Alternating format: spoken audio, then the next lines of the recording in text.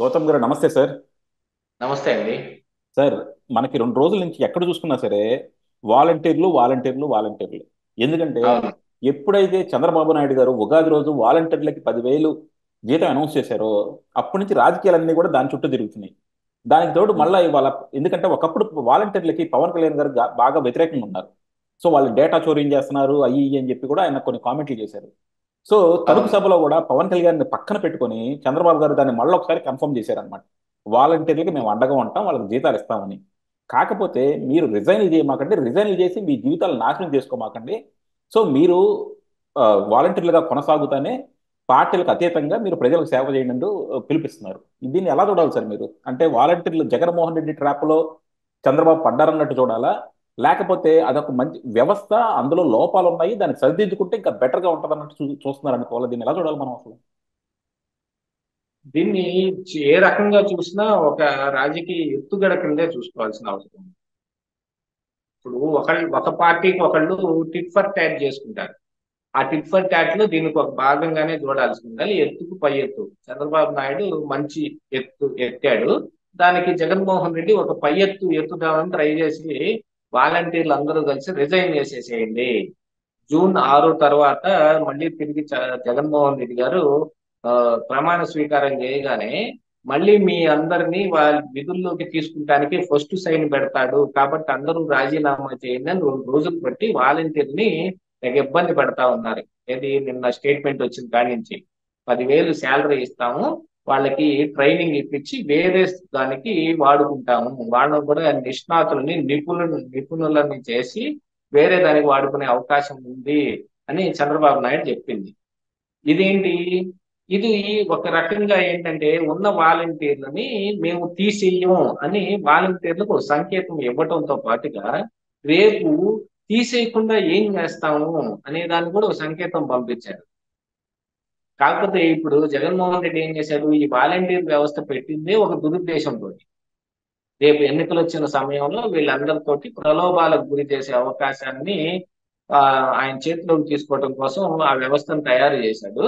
మొన్న వాలంటీర్ల మీద నిమ్మగడ్డ రమేష్ లాంటి వాళ్ళు సిటిజన్ ఫర్ డెమోక్రసీ వాళ్ళు వేసిన కేసులు కావచ్చు, ఎలక్షన్ కమిషన్ చేసిన కంప్లైంట్లు కావచ్చు. ఇప్పుడు పెన్షన్లు వాలంటీర్ల చేత ఇప్పించకూడదు అని అంటే వాలంటీర్లకు వచ్చిన నష్టం ఏంటి? ఈ 2 నెలలు పెన్షన్లు ఇవ్వకపోతే వాలంటీర్లకి తలా ఒక 50,000 నష్టం ఏమన్నా వస్తుందా? ఏం రాదుగా. పోనీ వాళ్ళని ఏమన్నా ఈ 2 నెలలు మీరు పెన్షన్లు ఇవ్వట్లేదు కదా అని వాళ్ళకి ఇచ్చే 5,000 రూపాయల శాలరీ ఏమన్నా ఆపేయమని ఏసీ చెబుతుందా? ఏం చెప్పదు కదా. ఏం లేదు, జగన్మోహన్ రెడ్డి ఒక దురుద్దేశంతో చేశాడు ఒక పనిని. దాన్ని అడ్డుకోవటానికి ప్రతిపక్షాలు ఒక పని చేస్తే ఇదిగో చూడండి, వాలంటీర్లు మొత్తాన్ని అవమానించేశారు, అవ్వాతాతల పెన్షన్ నాశనం చేసేశారు అని వాళ్ళ మీద బురద చల్లే ప్రయత్నం చేస్తే దానికి ఈయన ఒకే ఎత్తేసారు. వాలంటీర్లు యాడికి పోరు, నా దగ్గర కూడా అలాగనే ఉంటారు అని. అందుకని వీళ్ళందరినీ ఇప్పుడు రాజీనామా చేపించేస్తే ఈ 2 నెలల పాటు మీ 175 నియోజకవర్గాల్లో ఆ క్యాండిడేట్లు ఎవరైతే ఉన్నారో వాళ్ళందరికీ 10,000 చొప్పున 2 నెలలు వాళ్ళు శాలరీ ఇస్తారు, అందుకని మీరు రాజీనామా చేయండి అంటారు. సరే, రేపు జగన్మోహన్ రెడ్డి గెలవలేదు అనుకుంటే వాలంటీర్లు కూడా ఆలోచించుకుంటాడుగా. గెలుపోటములు దైవాధీనం, అది ఎవరి చేతుల్లోనూ లేవు, ప్రజల చేతుల్లో ఉన్నాయి. ఇక్కడ ప్రజలే దేవుళ్ళు కాబట్టి ప్రజలే ప్రభువులు, అందుకని వాళ్ళ చేతుల్లో ఉన్నాయి. అంటే గెలుపు వీళ్ళ రాజకీయ పార్టీల భవిష్యత్తు ప్రజల చేతుల్లో ఉంది. రేపు జగన్మోహన్ రెడ్డి గెలుస్తాడని చెప్పలేం కదా. వాలంటీర్లు కూడా అదే ఆలోచించుకుంటారు. ఇప్పుడు రాజీనామా చేసేస్తాం, మన పోస్టులన్నీ ఖాళీ అయిపోతాయి. ఈ పో ఈ పోస్టుల్లోకి రేపు మళ్ళీ మనల్ని తీసుకుంటారని ఏముంది?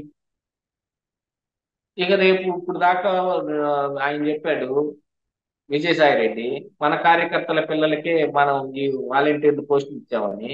ఇప్పుడు ఏం చేస్తారు? తెలుగుదేశం కార్యకర్తల పిల్లలకి ఇచ్చుకుంటారు. ఇక రేపు శాలరీ డబల్ 10,000 అవుతుంది. ఏదో వాళ్ళకి ట్రైనింగ్ ఇచ్చి వేరే దానికి వాడతారట. అది కూడా జరుగుతుంది. ఇప్పటిదాకా వీళ్ళు అనుభవించింది రేపు తెలుగుదేశం కార్యకర్తల పిల్లలు అనుభవిస్తారు. ఏది?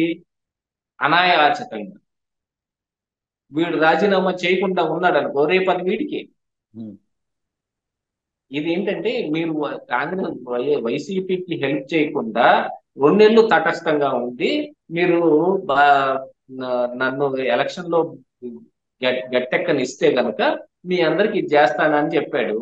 అది చెప్పటంలో తప్పేం లేదు.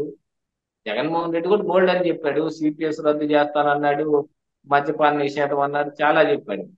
అలాంటి హామీని ఇది కూడా ఒక హామీ కింద చూడాలి. కానీ ఇందులో మాత్రం గూఢార్థం ఏంటంటే చంద్రబాబు నాయుడు వేసిన ఒక ఎత్తుగడ. ఈ వాలంటీర్ల మొత్తాన్ని జగన్మోహన్ రెడ్డి నుంచి విడదీసేయటానికి. లేదు కాదుకూడదు, మీరు రాజీనామా చేసి తీరాల్సిందని ఇప్పుడు జగన్ పట్టుబట్టాడు అనుకోండి, ఎందుకు అంత పట్టుబడుతున్నాడు? ఆయన పోతా మనల్ని కూడా తీసుకెళ్దాం అనుకుంటున్నాడా, మనం కూడా ఏం లేకుండా చేద్దాం అనుకుంటున్నాడా అనే ఆలోచన వీళ్ళలో బయలుదేరుతుందిగా. అంటే చెప్తారు కదా, రాజుగారి శవం ఊరికే ఊరికే వెళ్ళదు. చంద్రబాబు వేసిన ట్రాప్ లోకి జగన్మోహన్ రెడ్డి పడిపోయి రాజీనామా చెయ్యండి అని అంటే, ఇప్పుడు ప్రజల్లో తెలుగుదేశం మీదనో లేకపోతే నిమ్మగడ్డ రమేష్ లాంటి వాళ్ళ మీదనో ఎలక్షన్ కమిషన్ మీదనో ఒక వ్యతిరేకత తీసుకొద్దామంత అని కోరుకున్న జగన్మోహన్ రెడ్డి వాలంటీర్లో తనే వ్యతిరేకత తెచ్చుకునే పరిస్థితికి వచ్చేసాడు ఈ రోజు.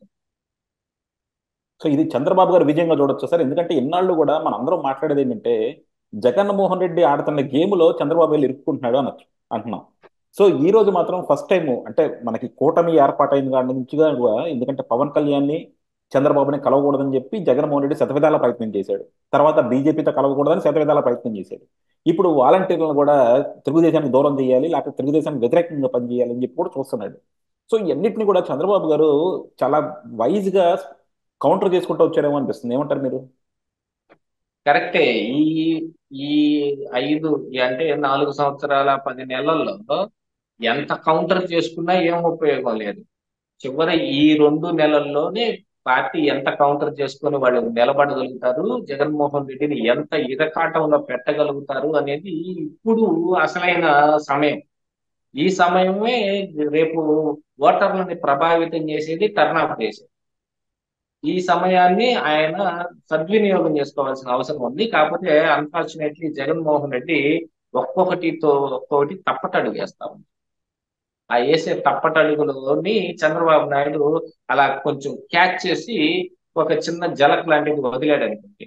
అలాగనే మరి ధర్మాన ప్రసాద్ ఏం చెప్పాడు? వాలంటీర్లు మీరు జాగ్రత్త, జగన్మోహన్ రెడ్డిని కానీ గెలిపించకపోతే, చంద్రబాబు నాయుడు కానీ గెలిచాడంటే మొదటి తోట పేలేది మీ మీదనే, మీ తుపాకీ ఎక్కువ పెట్టేది మీ మీదనే అని. ఇప్పుడు ఆ తుపాకీ ధర్మాన ప్రసాద్ మీద కానీ జగన్మోహన్ రెడ్డి మీదకి వాలంటీర్లు చేతికిచ్చి పంపించాడు చంద్రబాబు నాయుడు ఒక్క చిన్న మాటతోటి. అది అది ఈ సమయంలో చెయ్యాలి. అది ముందు చేసినా ఏం ఉపయోగం లేదు కదా. అవును, సమయానికి లేదు సంకనాకన అంటారే. అవును. కాకపోతే అలానే కొంతమంది టైం తెలుగుదేశం టైం చేయాలి.